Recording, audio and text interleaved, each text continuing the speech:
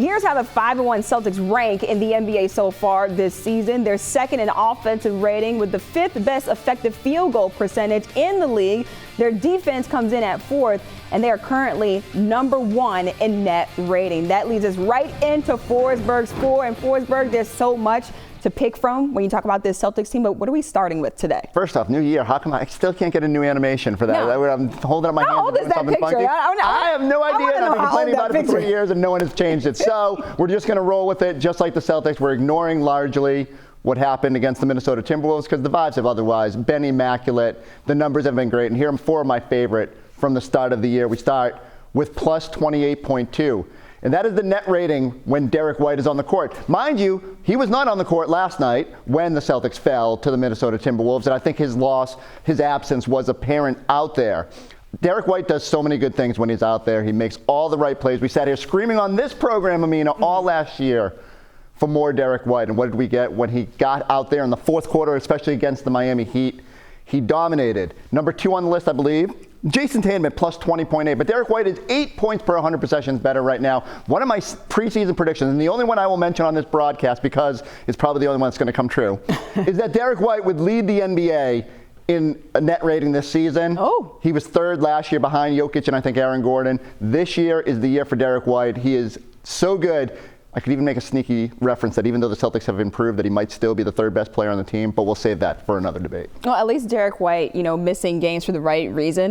His child was born, so hopefully, Daxton, right? Yeah, Daxton. So hopefully, fingers crossed, they get him back soon. All right, what's next on your list? All right, my second number is 1.6. Now, Amina, this was a very unscientific method I came up with this. Okay. You'll remember the other night, Al Horford, 37 years young, goes up on a lob from Jaylen Brown and throws it down. He hung on the rim for what my iPhone said was 1.6 seconds. Did you time it? I timed it. That's what I do. I have off days, and that's what I do with my life.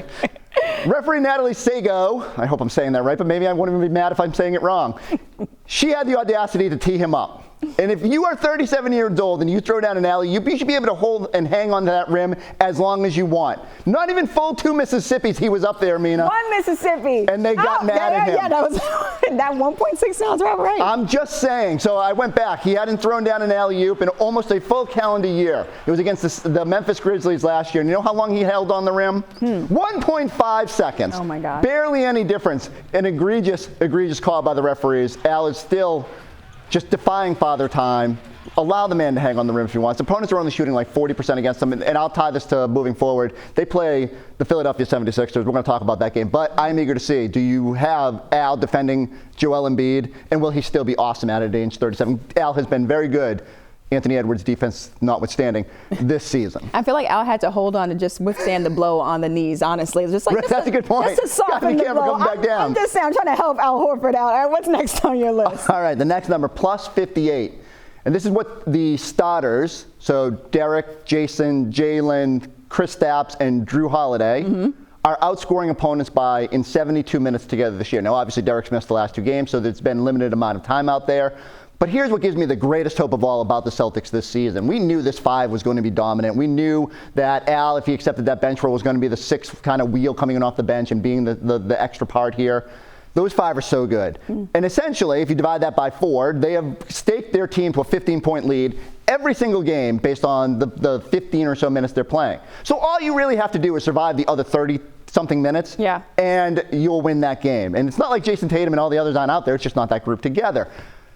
I went back and looked it up. So this group right now, plus 37.3 net rating, 125.9 offensive rating. By the way, that would be like blow away the league's NBA record this year. I was just set last year by Sacramento. 2022, when the Celtics were dominating at the end of that year, plus 24.6. 2008, Eddie's team, plus 19.4. Right now, they are doubling the 2008 in terms of net rating. It's historic, and certainly we need to see a larger sample. But if those 5 play anywhere near that level, they're going to win a lot of games this year. Those sound like a lot of numbers, but I trust you because you are a number cruncher. Last but not least, what do you got for us? I just try to confuse everybody. This one's pretty simple. 78%. That's what Jayson Tatum is shooting at the rim this season. It's a career best and by like a pretty good margin. Mr. 10K, you know, with his 10,000 points, oh, yeah. he's on the fast track to 20K because he's getting easy buckets like this. He's using that 12 pounds of extra muscle to get to the rim and finish more consistently. 3% more of his shots this season are coming at the rim than last year, up to about 38% of his total attempts at the rim. I just want to see him be aggressive, Amina. He's got all the skill in the world. He's so much bigger than most people. He's such a good ball handler. Just get to the rim and make it easy on yourself. The threes will fall along the way. We're going to show all 10,000 of his points coming up, but I just need Jayson to be aggressive like that. Some others of us might have gained 12 pounds this offseason, and we are not using it nearly as well as he has. I mean, Jayson Tatum, 12 pounds of just solid muscle that he added during the offseason. And just like you mentioned, Jayson Tatum, the youngest Celtic to reach 10,000 career points. Let's take a look back at that journey. And now he's got a free throw to hit 10,000 points for his career. That's Tatum's first basket as an NBA ball player.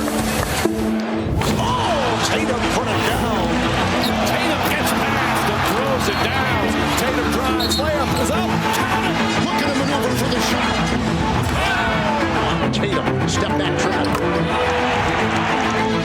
Tatum on the drive. Oh, he puts it down. Tatum into the paint. The floater down. Somehow. Tatum sizes up Collins. He'll fire. Splash. Jayson Tatum, the youngest Boston Celtic ever with 10,000 career points. Step back, another three. Drives away from the double team. Backs it home.